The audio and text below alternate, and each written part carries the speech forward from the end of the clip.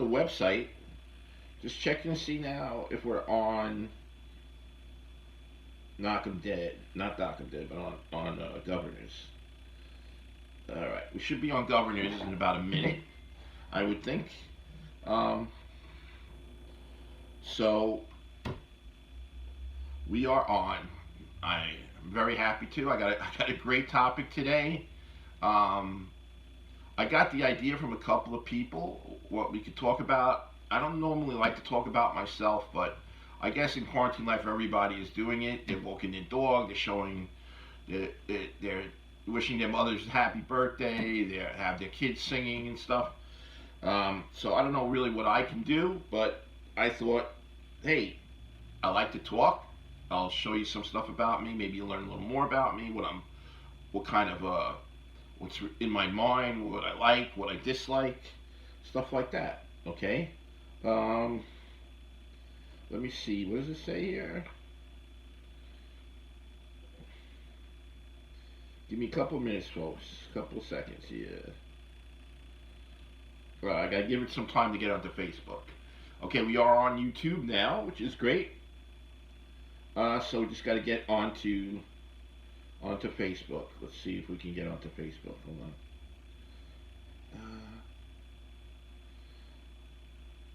Okay.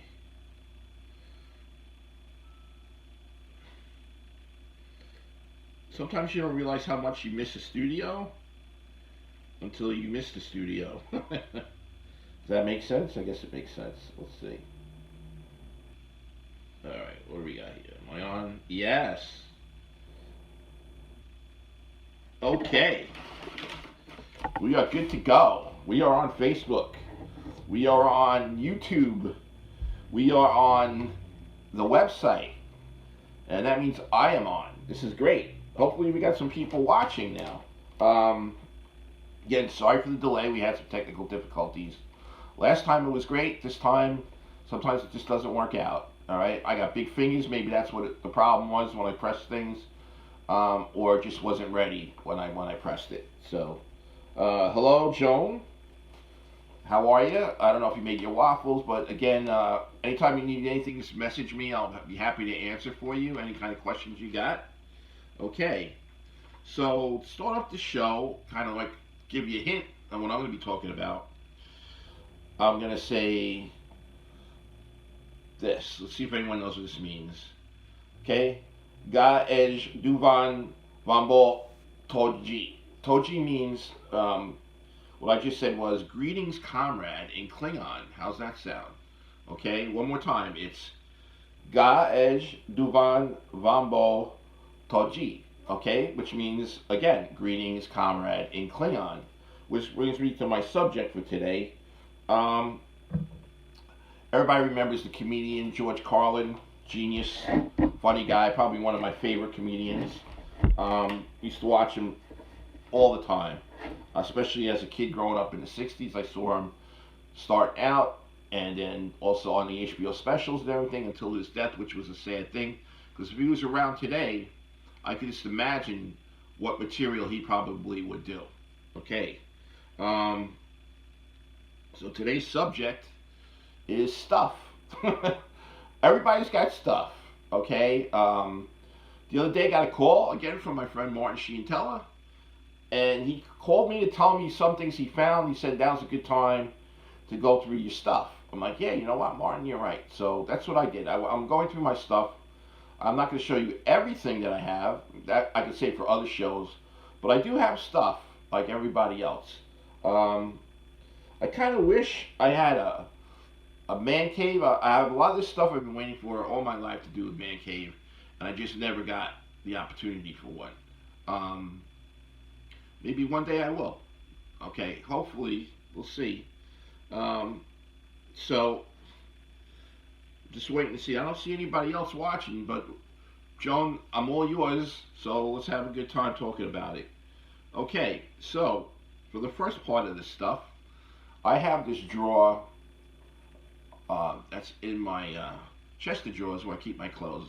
Then above there's a drawer where I keep certain things. It could be anything sentimental. It could be keychains, keys, anything like that. So I went through it this morning and I picked out some stuff that I thought would be interesting and stuff that I hold on to. Okay, I hold on to a lot of stuff actually, but through my moves and everything like that, I learned to let go some things. I probably regret doing that, but I had to. I also sold some of my memorabilia. Nowadays, I find that memorabilia really isn't really a good investment. Um, a lot of people that were looking for like baseball cards and everything like that, it's not as popular now, and you have to go through so much um, in terms of their condition and authenticities and stuff like that, where it's just not worth it. Okay, anymore. All right, so to start off, I have here that I found when I graduated high school and was going on to college. My parents gave me a of course the usual cross pen set. So I have that here, and it's engraved and it has my name on it, my full name, Felix A. Restucia. And I guess I never really wanted to use it because I'm terrible with pens, and I would probably lose these. So I just kept them in my drawer. I never used them. Nice gold cross pen set that my parents gave me upon my graduation. One of my presents that I had. So that's one thing. So speaking of pens, let's see what we got here. Just want to double check everything here. Let's see what do we got. Okay. So another pen I got was I was at my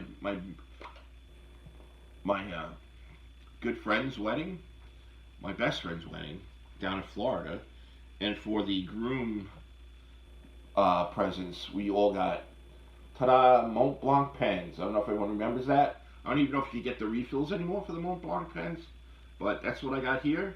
And again, I used it a couple times. I almost lost it, so it's next to the cross pen set in my top drawer. Never being used probably. Can't even write good checks with it. So there you go. Just want to check out one more thing. What do we got here? Alright, so moving along. Again, I don't see that many people watching. It could be me. I don't know. But here we go anyway. People just catch it on the rebroadcast, I guess. What do we got here? Alright. So we got that. Everything is there. Alright, so that's one thing. I got the pen set out of the way for some of my stuff. And then I got some memorabilia that I kept from my father. Okay, my father was in World War II. He was in Europe, stationed in England. What he did was he was part of the salvage crews. When planes would go down, they went out and they salvaged the parts and everything. And it's a pretty interesting job. He used to talk about it. So I have some of his things here. First of all, I have my father's, and I'll never throw these out, obviously. I have my father's dog tags right here, and this key was the key to his foot locker. Okay, just looking at these, I'm getting a little choked up because I love my father. He died as a young man, a couple of years younger than what I am now. I miss him very much, but I do have something to remember him by. I have his dog tags and his key to his foot locker. Also, I have, when you're in the military, you have to wear certain patches to what you belong to and everything else. So I have the Army Air Corps patch right here that he wore on his uniform. Right there, that's the Army Air Corps patch. A little 3D action there for you. And then my father was a sergeant. He got promoted twice. Once was a regular sergeant, a 3-stripe sergeant, which these are his stripes right here. And then he got promoted to a staff sergeant, which is these 3 stripes with a little circle on the bottom. Unfortunately, that I don't have. So that's what I have from my father. What else? Then, still going into the military, I have his medals from World War II. This one here is the medal of the campaign. Okay, he was in the European theater, and the European theater usually had. It was also for the Middle Eastern campaign as well. So you had the European, the African Middle East campaign medal, which is this right here. Let me see if I got that straight. So this is the actual medal that a soldier would wear or was awarded for being either in the European theater or in the African Middle Eastern theater, right there. Isn't that cool? Huh? That's, I don't know how many years ago that was. And then you have the little ribbon to go with it, okay, that you would put on your uniform. And this you would probably put on if you were in like a full dress capacity at an event. You usually don't wear these medals with your regular uniform. Okay, so that's one medal right there. Okay. Looks like it's just you and me, Joan, right now. That's it. The next medal I have, okay, is something which my father, which I can't believe that he won, or not won, was awarded, was the Good Conduct Medal. Okay, my father was awarded the Good Conduct Medal from the Army. That's another medal that he had. Okay, and we have. You had a medal for the European campaign. Then you have a medal for the overall campaign. So this is for the American campaign. So this is to show that you also the American campaign, which was the whole thing of World War II. That's that medal right there, which is pretty cool. And then last but not least, his last medal that he had, which is pretty cool in itself, was the World War II Victory Medal. The medal that all soldiers got from the war that we won, right there. Isn't that cool? That's the World War II Victory Medal right there. Alright, that's great. So that's some memorabilia that I have from my father. I have some others here. I have here his high school ring. Right here, this was his high school ring, which fits me pretty good. And that is from probably 1941. I know he was 17, and when he got out of high school, he enlisted into the Army Air Corps. And this is his high school ring, which was from James Madison High School in Brooklyn. He lived in Sheepshead Bay, Brooklyn. I don't know if anyone knows where that is, but that's where he was from. Sheepshead Bay, Brooklyn. So from 17, he enlisted, went to England. First, he went a little over the United States, all over the place, probably like San Antonio or something like that.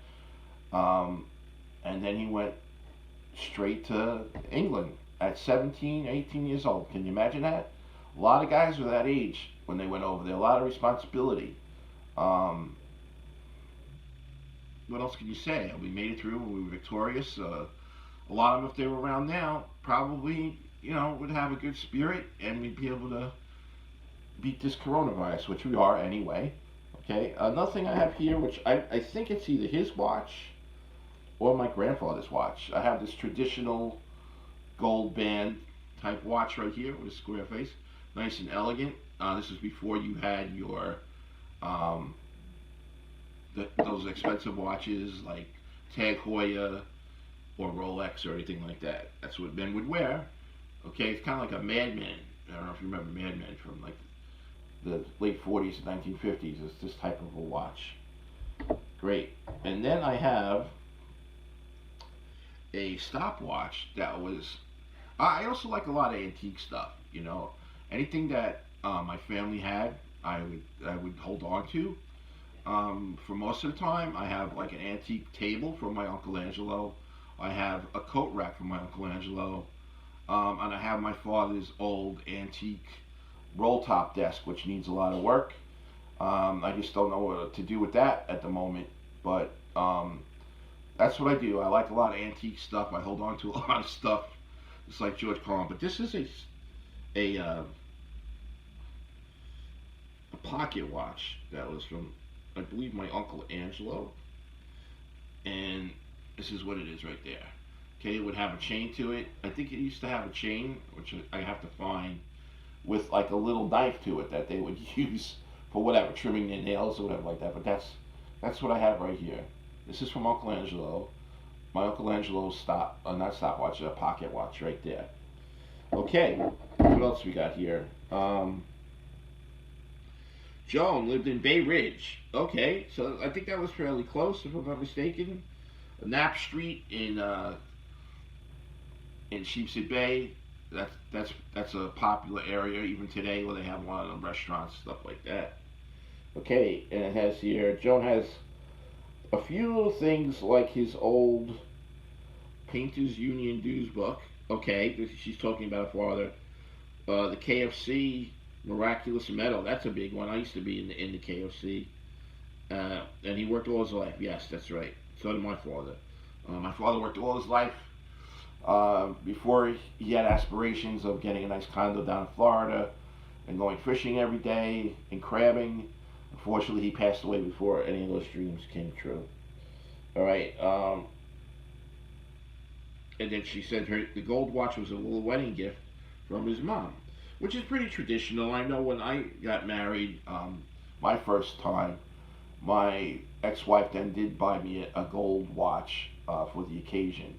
And then I remember being a pillow boy back in 1966 for a cousin of mine, and I received a nice gold watch as a present, which is kind of neat. All right. So that's some of the stuff I got here. Some of these other things, which I think are pretty cool, which is like definitely a 1950 type of thing. Okay, is this lighter? This was my father's. It was his memory of Japan. So I imagine occupied Japan at the time. This is a lighter and a cigarette case also, which is pretty neat. So let me see if I can open it up. See, you could put your cigarettes, or if you got an imagination to put other stuff in there, you could do that as well. I think this is really neat. I can't throw something like this away. It's very unique. They don't make these anymore. Again, they're probably not worth anything, but just the memories alone that they have and everything else. If I could get the top to work, I would put little cigars in here myself and use it. But I think that's pretty neat, isn't it? That's pretty cool. Memory of Japan cigarette and lighter case. It's almost like very James Bond-like, if you think about it. That's pretty cool. It doesn't explode or anything like that, so don't worry. So that was pretty cool. What else I got here? Joan's uncle lived in Sheepshead Bay. Okay, so then I'm sure maybe he went to school with my father. I don't know how old her uncle was, but it's a possibility. I had other relatives, my aunts and uncles also went to James Madison prior to 1941 graduation. Some of them graduated in 1938, probably 1937. From what I remember, my father loved the school. It was actually a newer school in Brooklyn than some of the others. Most people go like to Lincoln or Erasmus, and maybe a couple others I don't recall. But he said that his high school had a swimming pool in it, which was great. So they had a swim team and stuff like that. So that was pretty neat. Joan, again, looks like it's just you and me. I don't see anybody else coming in on this broadcast right now, messaging. So enjoy the show. Okay, and then another antique from my Uncle Angelo is this ashtray, which I love. Okay, I smoke cigars, and this is a great ashtray for cigars. Notice that everything is hand painted back then. Very, very pretty, very elegant. It was probably like a blown glass type of ashtray. I really love it. It's one of my memories of my uncle. I can't part with it. It's a great looking item and very sentimental to me. So that's Uncle Angelo's ashtray as well. We got. All right. Let's see. What else? All right. So getting back to high school, I have a lot of stuff from my own high school that I couldn't throw out. I don't want to get into all of it today. Maybe another session I could bring out some more memorabilia of high school. Of course, I have my 1978 LaSalle Military Academy high school ring. Okay, this is actually my second one because I have a lot of bad luck with school rings. I'll tell you this right now, or anything that I have. I lose a lot of things. I don't know if it's this do not, as they say in Italian or whatever, but this was my second school ring. What happened was I was working in produce for a supermarket back then called Food Town, and I was wearing my ring and I was putting out all the fruits and stuff like that. And then I noticed at the end of the day my ring was missing. I didn't know what the hell happened to it. So lo and behold, I checked all the fruits and everything, couldn't find my ring.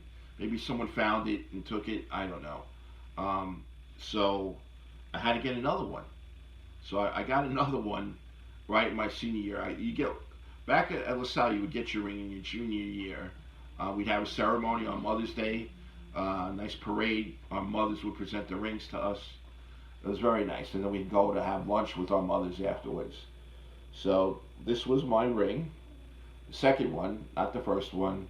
The first one, who knows, if someone's got it out there, let me know. But I don't. Now, another ring I lost was my college ring, which I'm very upset about. I went to Adelphi. I was on a business trip. I had my ring. Then, again, I got home. I didn't have my ring anymore. I don't know what the hell happened to it. So it's either somewhere in Atlanta or somewhere else along the way. I have no idea. So I definitely miss it. Okay, we got Ann. Okay, Ann from, I believe, the Tulip Bake Shop, right? And it says here, "Hi, Chef Felix. I may have to start smoking. I guess from the lighter I have here, I guess it makes her want to smoke. So that's pretty cool." Now, just getting back to high school, I don't know if everyone's ready for this, but I still have besides one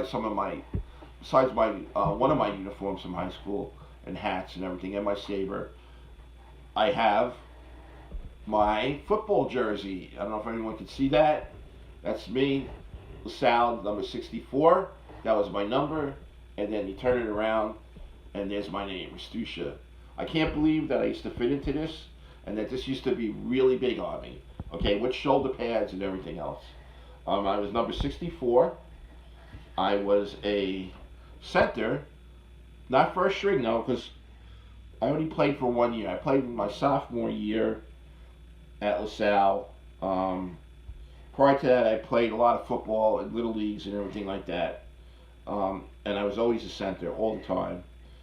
I don't know why, but I always ended up having to bend down and have guys place their hands right underneath me. So don't ask me why, but that was always the position it was always the position that I held, was center.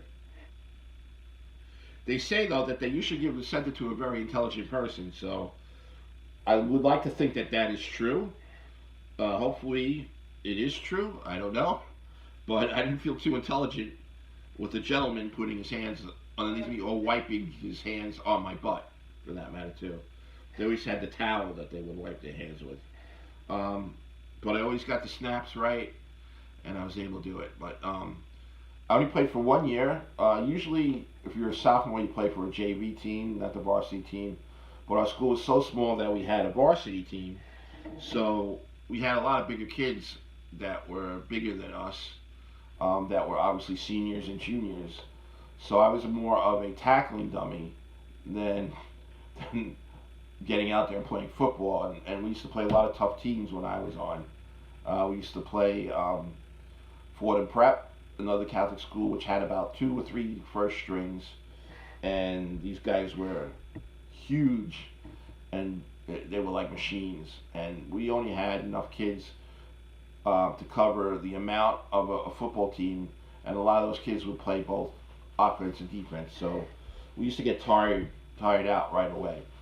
But that's what I have from high school. When I was about 16, I took a trip to Italy, Okay, I was a sophomore. It was around this time, or was around Easter time. Um, I was 16, and I think either I was a sophomore or a junior. I don't really remember. Um, but we went on a school trip with one of the brothers, me and a whole bunch of friends of mine.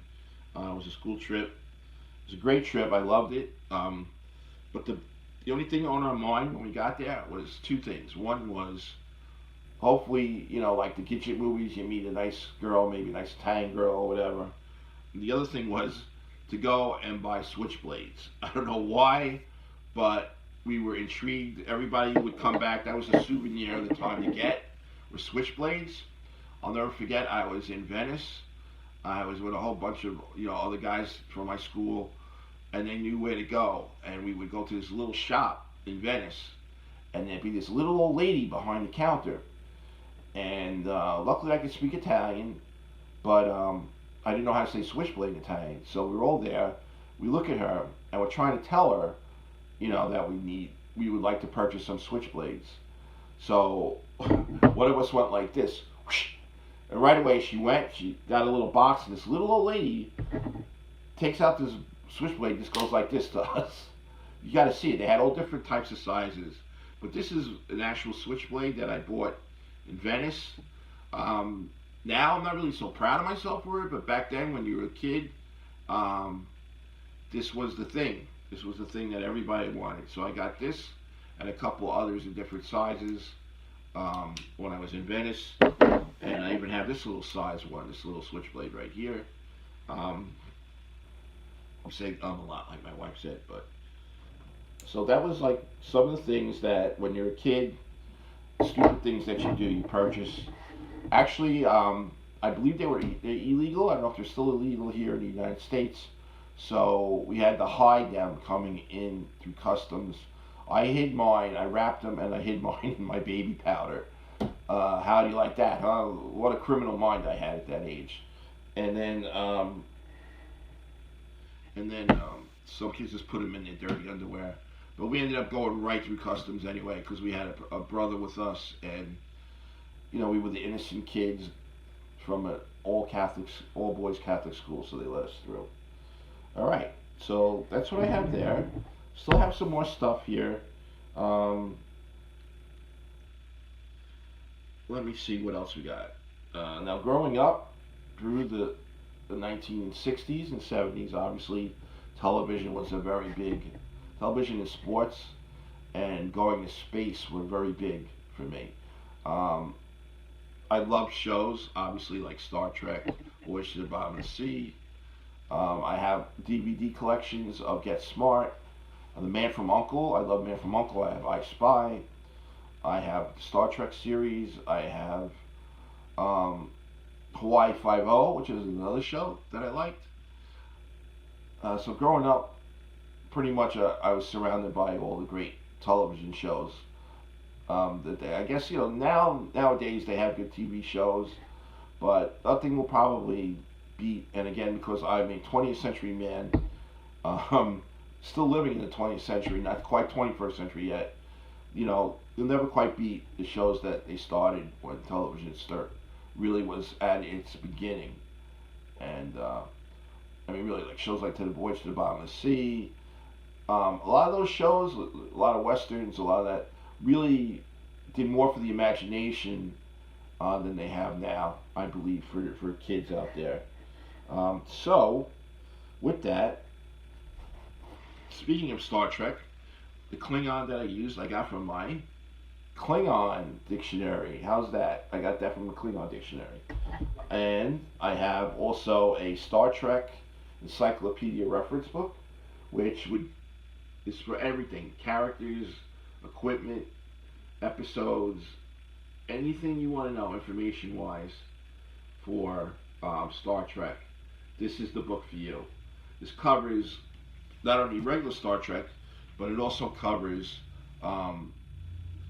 Star Trek The Next Generation and Star Trek Deep Space Nine. That's what this book would cover right here. All right. And then, last but not least, I found this in a garage sale. I found the Starfleet Technical Manual. Can you imagine that? They have a Starfleet Technical Manual. And this is a great book. This gives you, right here, you have a little table of the Starfleet Command or Armed Forces. It tells you who's at the top and what the ranks and everything are at the bottom. Let's see, you have here a uniform, the duty uniform for a male, right there. Gives you what they have to wear, how to wear it, what to do. I guess the red ones are here too, the ones that would always die. And then you have here your, you have all different things on your weapons and machinery. You have here, let's see if I can find something here. You have, here's your Helmsman Station. Okay, right here on the bottom here. This is, I guess, where, what's his name, Chekhov and Mr. Zulu would stay, right around there. Okay, and then you have your command module station, and your communication station where Uhura would stay and Spock. And then you have your captain command control seat right there, and they have it all blueprinted out. And then, of course, you have your hand phaser. You have a blueprint of the hand phaser and what the technical aspects of it are. So that was kind of interesting. I found that at a garage sale, which is great. I do have some other Star Trek things. I have some figures, of course. I can't believe I'm saying that. You know, chronologically, I'm a 60-year-old man, but mentally, I'm probably still about 16, and I'm sure my wife will agree with you on that. So I have some of the other Star Trek memorabilia, and of course, I have the captain in a collector's dish right here, which is pretty neat. So I got that. See how we're doing on time here. Okay, so last time I was way ahead of myself. This time is a little different. Okay, let's see what else we got here. What do we got? What do we got here? Okay.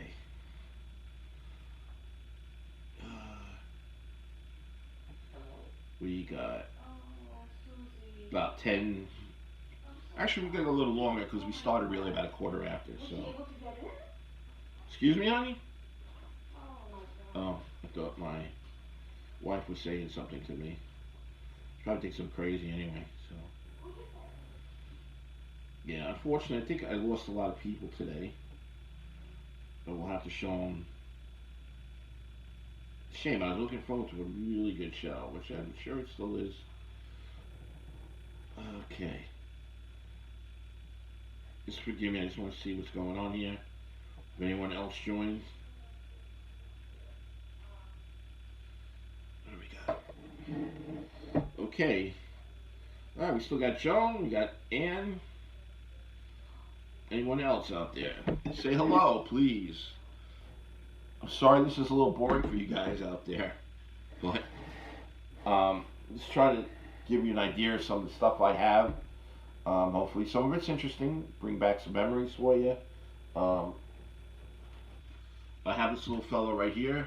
This is a gargoyle that I've kept for most of my life. The idea of the gargoyle came from a group of myself and some friends at the time before we were married and everything.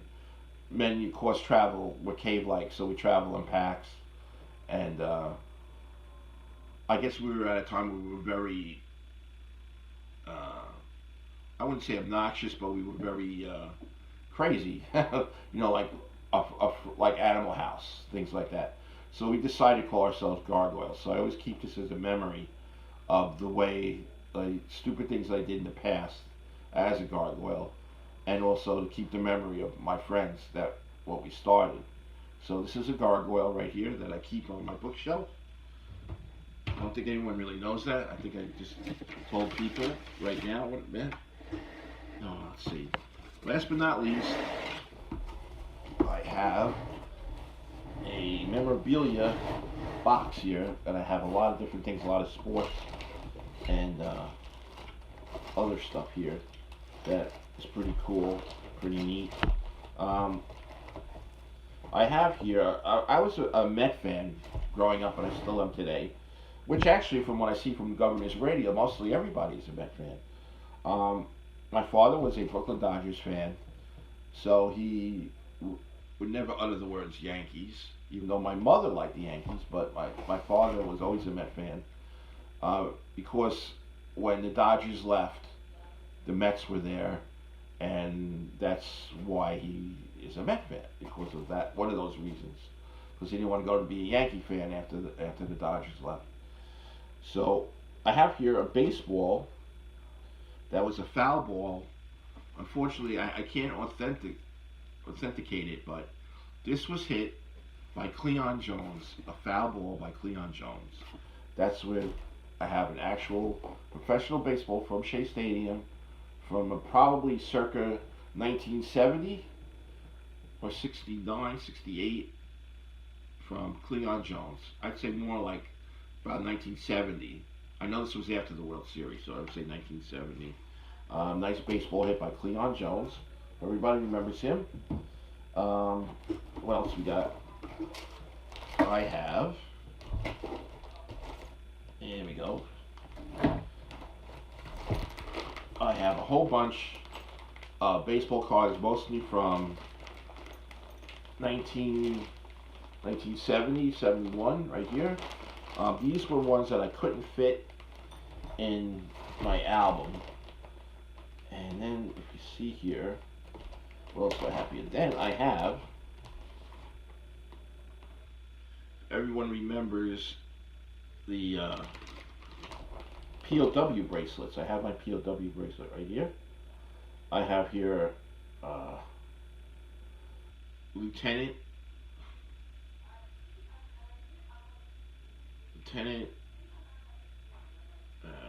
Sam Donovan. That's who this broke in half. This is my POW bracelet, if everyone remembers those. We have that right there.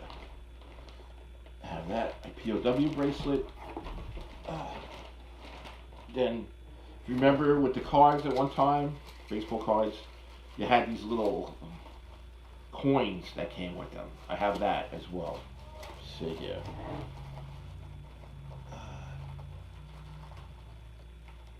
What do we got?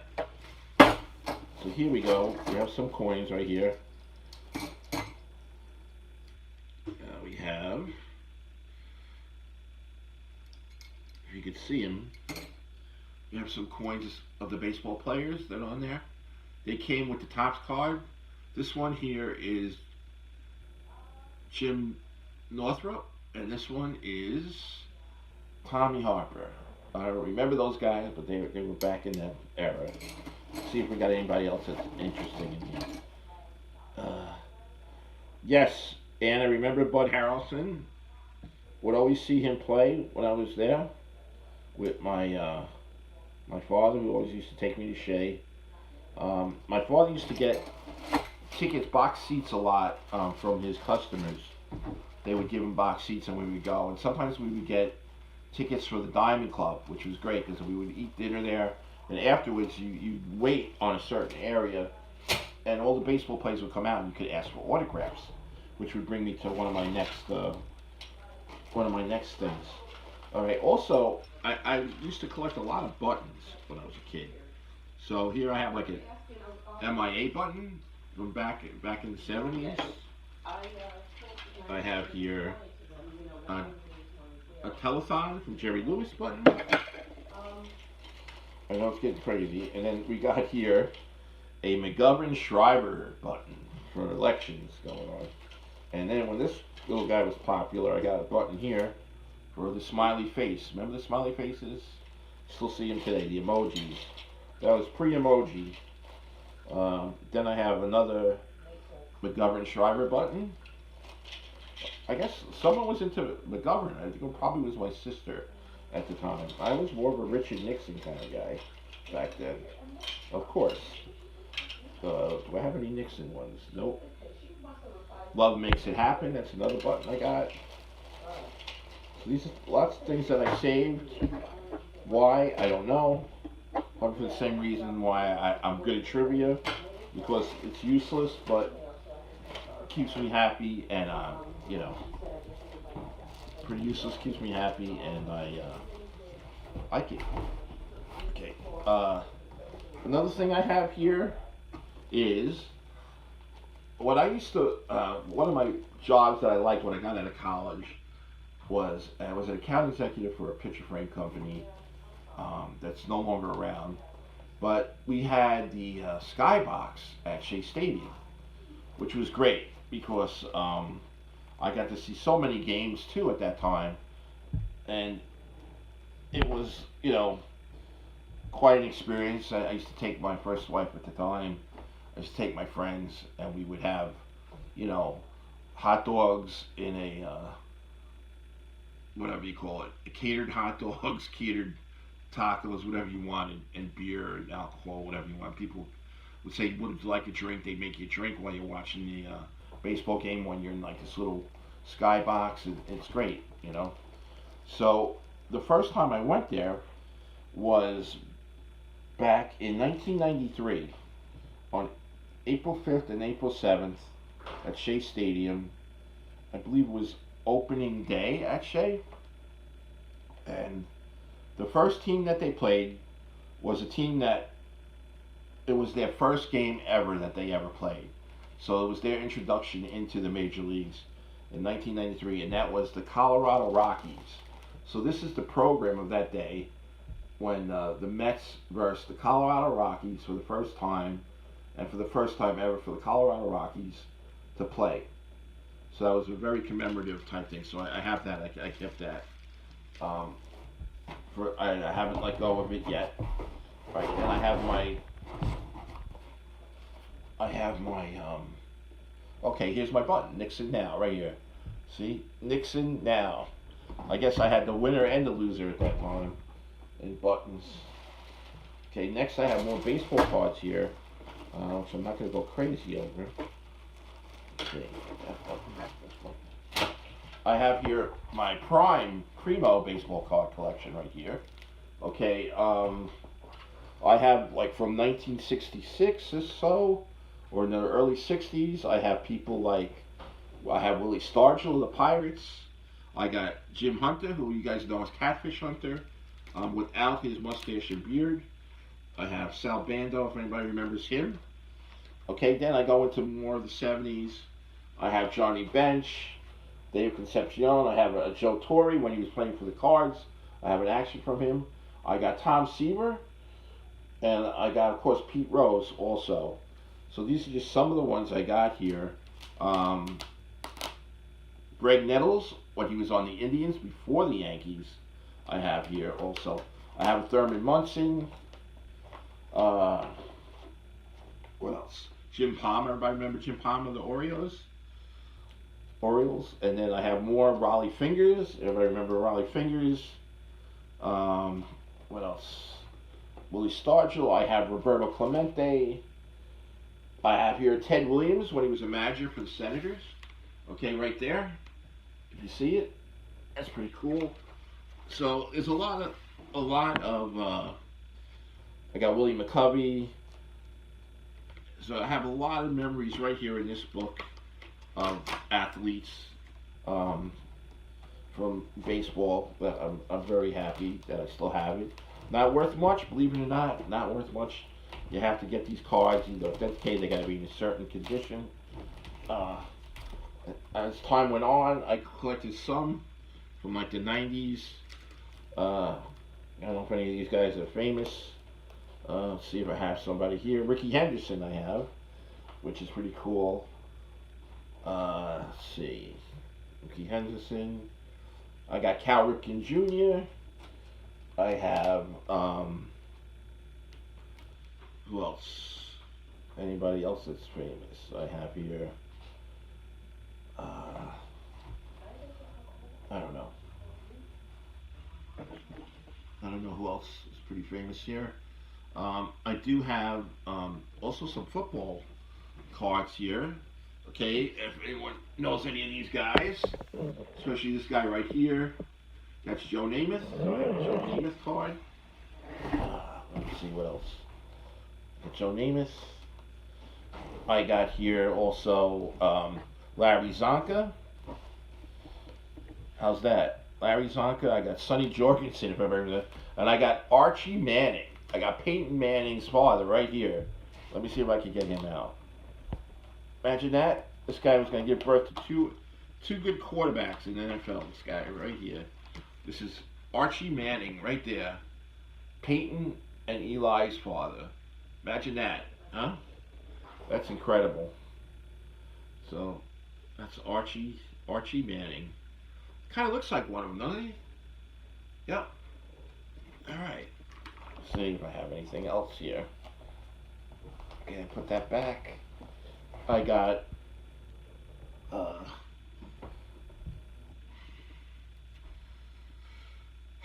who do we got here? I got Bobby Bell, if anybody remembers him.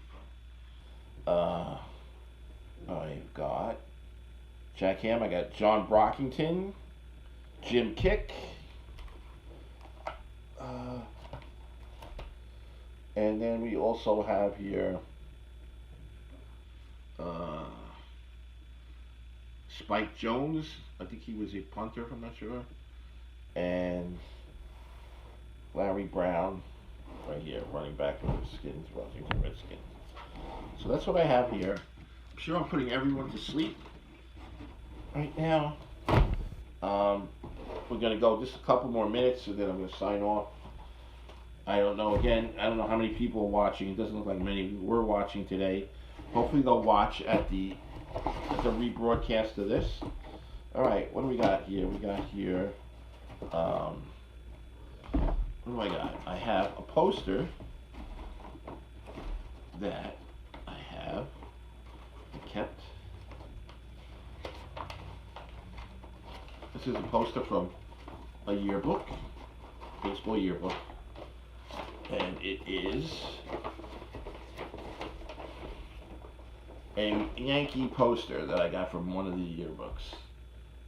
Right, it says Ebbets Field right here, and it has all posters of all like famous people with slaughter and everything else. That's what I have here. I didn't even know I had that one. Okay, and we got also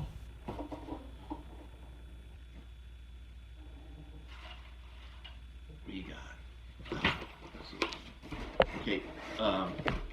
Next we got a wow from Joan. Joan, what was the wow from? Let's see. Do I have any grandma's kitchen utensils? I do have some. That's a good idea. I have all these little different gadgets that I got as a chef, and also I may have kept from my family. I used to have a pasta machine. I used to have a ravioli maker. I don't know if I still have that from years ago. I don't have any of that. Let's see. Joan's got a garage full of baseball cards. Don't remember coins being in there. Just had the bubble gum. I guess if you had baseball cards, you must remember flipping. I don't know, Joan, how old you are. Probably around the same age or so. But a lot of times you require baseball cards. Either you purchase them or you flip them. Now, when they mean flipping cards, there was a few things you do. You would verse each other, and you would throw them, and whoever got closest to the wall would win. Okay, or you could do bat and glove. Okay, so like a bat, I guess would be the glove, as you're flipping them over. Each player, one would have a bat, one would have a glove. You could play teams. Okay, so whoever got, if you matched the team on your last throw, you keep it. So there was all different things, or you could use them on your bicycle for making noise with your spokes. You could do that as well. All right, so let's see what else I got here. All right, so sticking with sports, I have here the 1974 Yankees Yearbook. Okay, this came with a record. I don't know if I still have the record, but this was when they had guys like, let's see who right here was playing. Thurman Munson, here's one. 1974, Thurman Munson Yearbook. Okay, next is 1975 when the Mets won the National League, I believe, when they were in the World Series. Right here I have 1975, there's Tom Seaver. Okay, I have a Mets program from 1975. Okay, I think they were playing the Cincinnati Reds. Right there, I have one of those. And then I have the yearbook of the 1973. 1973 is when the Mets played in the World Series, excuse me. Right here. This is their yearbook, the time that they played. They were the National League champs. Right, you had guys like Greg Swan, Don Hahn, Ron Hodges, who was probably Gil Hodges' son. All right, you had some of the greats. You had you had Lindsey Nelson as one of the announcers and everything. Look at that. That's who I got here. Jerry Grody. Remember Jerry Grody? He was a great catcher. Okay, then my other yearbook is the official 1971 yearbook of the Mets. This is what after they won. Was this? This might have been after they won. I'm not sure. I have the '69 one right here. Either after they won or that yearbook I have. Gary Gentry, yeah, Tom Seaver right there. Remember Tom Seaver? There you go. So I have this lost its cover, but I think this was the one 1969 Mets right here. 70. Then I have the 71 Mets official yearbook right here. Right there. I love the Mets. They were great. I did a banner day. I used to go on different types of days for that. Okay. Then, on top of that, I have... My father used to see a lot of people, kind of famous people sometimes and stuff. And he used to love to go to the horse track, which is another story I can get into. My father loved the race horses, and he taught me a lot about them. He used to own trotters when he was a younger man, like in his 30s, right after the war. And one day he was at Roosevelt Raceway. If anyone remembers the Roosevelt Raceway, they were trotters, and he got me. If you see that name right there, Ed Sullivan's autograph. Remember Ed Sullivan, really big show? He had all the shows. I used to imitate him as a child. So my father went up to Ed Sullivan and said, you know, my son does a very good impression of you. And he laughed, and then he signed Best Ed Sullivan for my dad to give to me. So my father gave me that. Okay. This is the last of what I got here to show. Let me just see how I'm doing on time. I'm probably going to be signing off shortly. Hold on. What do we got here? Yeah, I got about another 5 minutes maybe. So let's just do this real quick. Boy, it takes a lot out of you, this quarantine life. Let me see. Here we go. All right.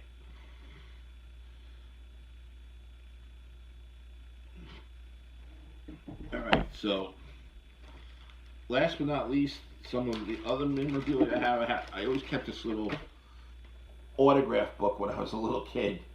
And I always keep a lot of my autographs in here. And when I used to go to Shea Stadium, you were allowed to take pictures of the players. So I have like Johnny Bench here, when they used to play the Red Sox. I have here some autographs in here too. I have here, if you remember these guys, there's Gary Gentry at the bottom and Ed Yost, who was a Met. I have here Gary Gentry again. This is Gary Gentry, if everyone remembers Gary Gentry. That was his signature. It's hard to see. I have a guy named Dan Priscilla. People remember him. Probably the one I loved the most was a guy who never used to really give autographs out, and that was Tug McGraw. And I want to see if I have it. I should have it. Tom Seaver was great. He used to pass out cards. Okay, let's see what we got here. So, we got here. Here we go. I got Bob Aspromonte. I got Tug McGraw right here in the corner. Anyone can see that? I got Tug McGraw signature right there on the bottom with John Schmidt. If anyone remembers him, he was a center for the New York Jets. Bob Asmani played for the Mets. I have here a Tom Seaver autograph that he would pass out the cards for. Got that. I got here, who else? I got here Alan King, who was a famous comedian at the time, growing up. And my favorite, right here, James Bond himself. I got Sean Connery, my father got me. They were filming a movie that he was in called The Anderson Tapes right around my father's warehouse. And he managed to get me Sean Connery's autograph. And of course, I was a big fan of Sean Connery growing up, especially James Bond. And of course, for all you Italian people out there, this is Jerry Vale's signature right there. So we got Jerry Vale, we got Sean Connery, we got Alan King. I think I just about covered all my bases of what I have in terms of some of my memorabilia. I apologize for not coming on right away. It's just some technical problems. Last week was great. I had no problem. For all those that were watching, Bruno, thanks for tuning in. Joan, my biggest fan today, obviously. And can't wait to go back to Floor Park, get some of your delicious bakery items. And also, I would love to come to Swing the Teapot sometime to have breakfast. All right, so that's it.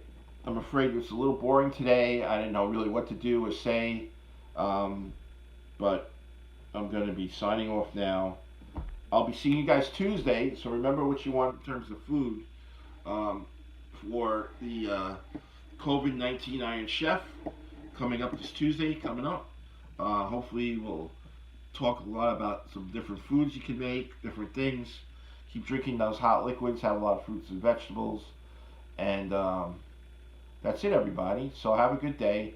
A little mellow today. A lot of stuff here that I had to cover. I hope you enjoyed watching some of these old items. Again, my favorite right here is the combo lighter and cigarette holder from probably the 1940s, late 1940s, early 1950s of occupied Japan. All right, take care, and we'll be seeing you. Signing off right now.